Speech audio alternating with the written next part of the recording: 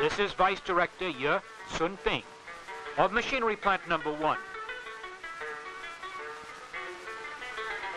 It produces 700 to 800 lathes per month. One of 3 in Shenyang, it was destroyed during the war, later restored and enlarged.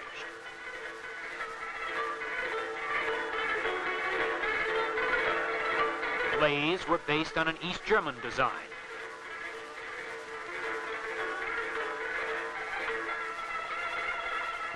Completed lathes were crated.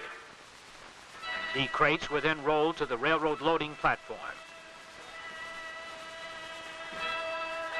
It was all hand labor here.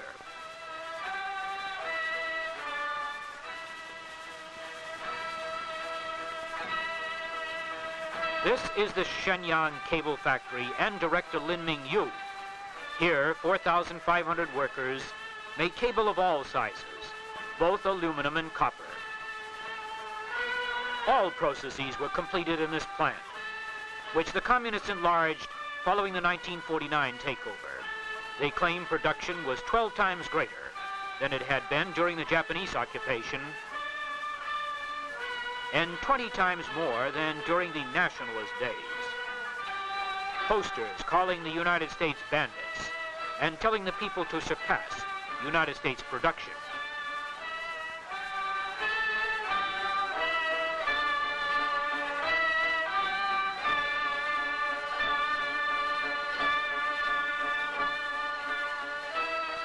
Other posters call for production to rise like a Sputnik. This was the plant production chart. Red flags are Sputniks. You're a Sputnik or you're an ox cart. And nobody wants to be an ox cart these days. As in Peking, young students lined up for volunteer labor camps.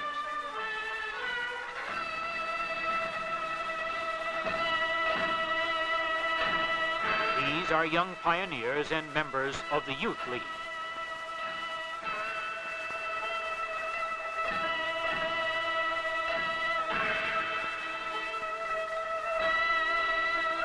Outside Shenyang, these women moving earth were preparing land for a fire brick factory.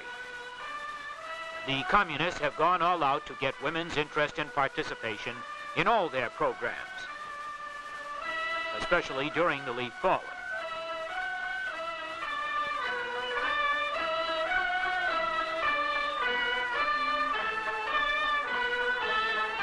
I found this was the best way to get their cooperation for these pictures.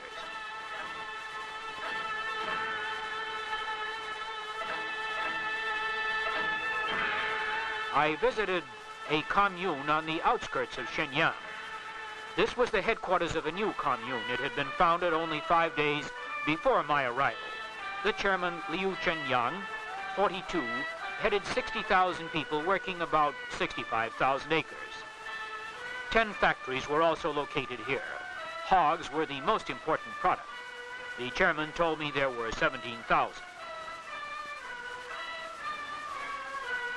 Recent communist agricultural policy in the communes calls for close planting, deep plowing, plentiful use of fertilizer, and irrigation. The chairman told me that this commune hoped to add 3,000 families, about 18,000 more acres, and to increase food production during the next year.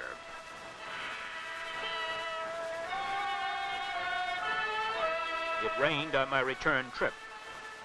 I was stuck fast in Manchurian mud and had to get help from one of the farmers nearby.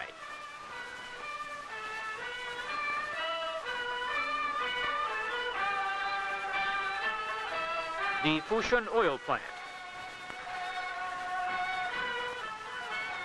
Here, oil is extracted from coal. Built in 1928 by the Japanese, destroyed during the war, it was restored and enlarged. The Japanese produced 225,000 tons of petroleum in their best year. 1957 production was 320,000 tons. 1958 goal, 440,000 to catch up with Britain. Chief of Office was Dung Guan. He advised me to put on a mask for my tour of the plant. Young laboratory technicians of the plant staff. They are among the highest paid of the 7,500 workers, which include 500 women. The Fushan open pit mines. Hydraulic mining is much used here.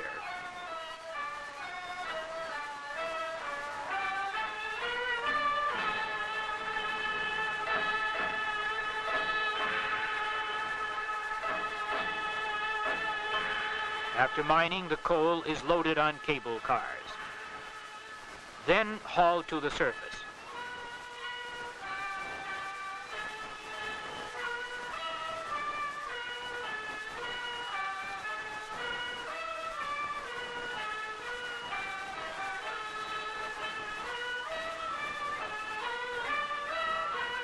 Cars are automatically dumped.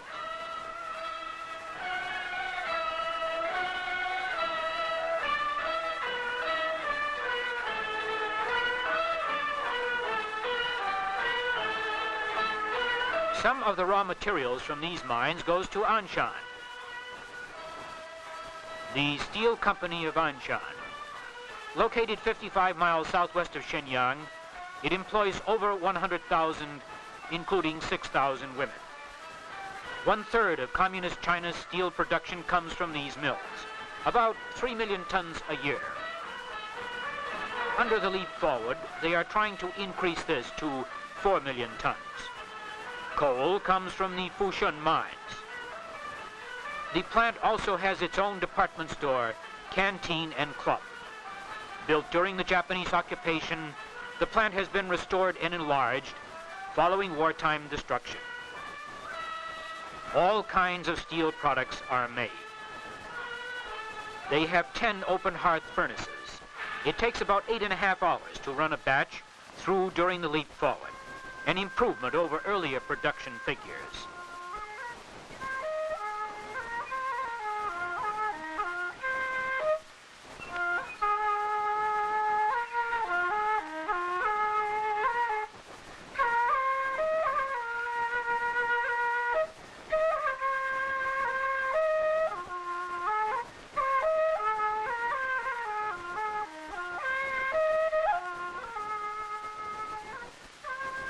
Steel rails and other product are here being run through. They had just opened a Bessemer converter.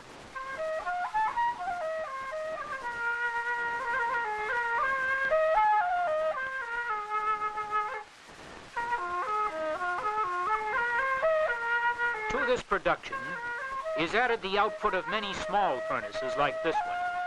This plant made 30,000 tons of steel a year.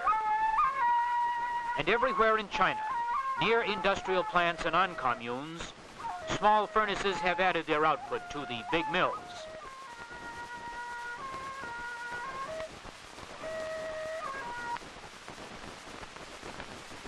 The sign says, "We are determined to liberate Taiwan." En route from Peking to Tientsin, we passed through an intensively cultivated region. Crops here were corn and sorghum. As we neared the city, increasing signs of recent industrial growth.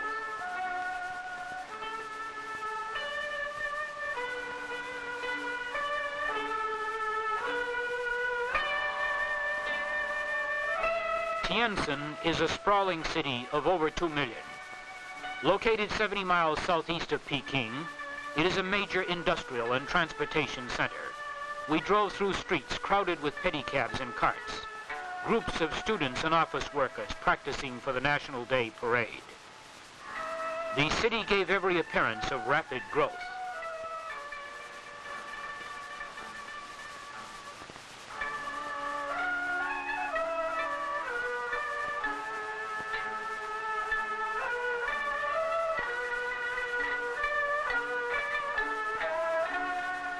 New sewer pipes in the city's outskirts. I also saw many new buildings in this section. This is Ha Qian, director of a plant which made paper from lu grass. Workers at this plant designed and built the paper-making machinery. They were also building a little furnace for the leap forward. The furnace was on the plant premises.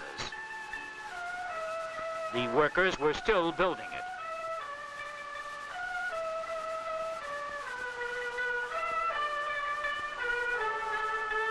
And they couldn't wait to charge it. Just to help in the liberation of Taiwan, they expected to make 14 tons of steel daily in this furnace.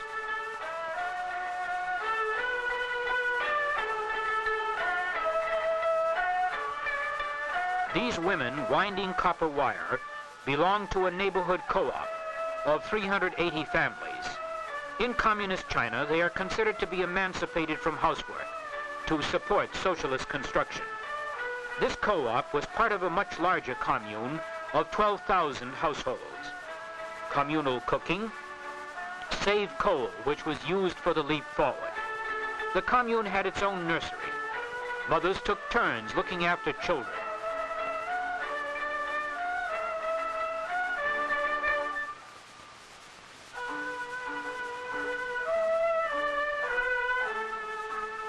This little boy was singing about the leap forward.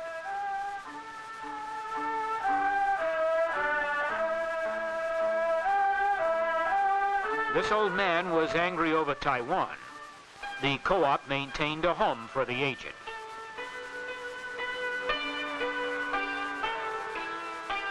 I visited some of the rooms occupied by old people like this woman with bound feet. Quarters were neat and clean with whitewashed walls. I stopped at a park just outside the city.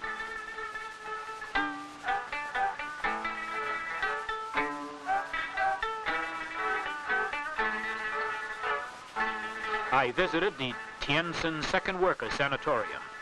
Completed in 1955, the buildings were in the Chinese style. The hospital has 800 beds.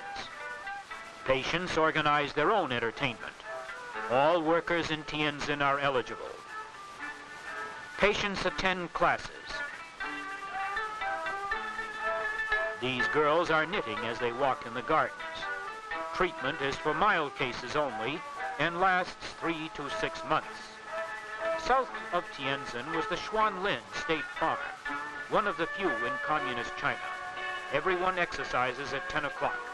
This was at the rear of the headquarters.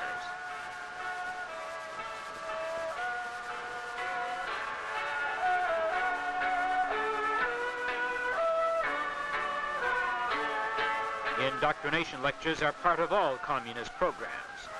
Chinese are subjected to constant propaganda. This was formerly swampland. Now they reported getting good production. At nearby Xinli village, they were experimenting with rice. Irrigation here was fairly advanced.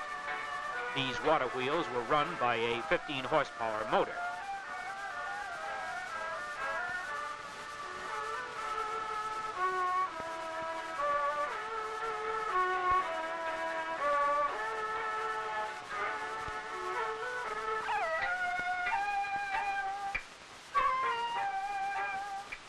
Many visitors come to see the experimental plot where they are working with hybrid rice seeds. They are so proud of it they even have their own cameraman. They have bamboo poles to keep the rice from trampling. Lights have been installed to keep it growing 24 hours a day.